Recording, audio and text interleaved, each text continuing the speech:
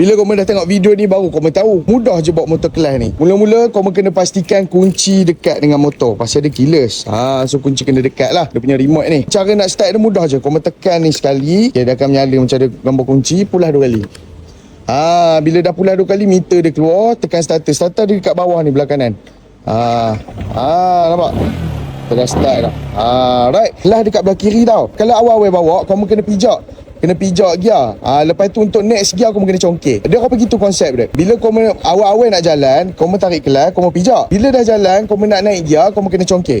Contoh ni awak buat. Tarik kelas, pijak gear. Okey, throttle kena pulas. Ni kosong lagi sebab awak tarik kelas. Lepas kelas pelan-pelan sambil tu pusing throttle. Nampak dia dah jalan. Okey, awal-awal tadi kita pijak. Bila kita nak tukar gear, tarik clutch, kena congkir pula. Baru dah masuk gear 2. Kalau nak masuk gear 3, sama juga. Kalau nak reverse gear, kamu kena tekan lah gear tu. Kena belajar imbangkan badan. Mudah kan kamu? So kalau kamu dapat belajar, jangan lupa like, share dan komen. Bye-bye.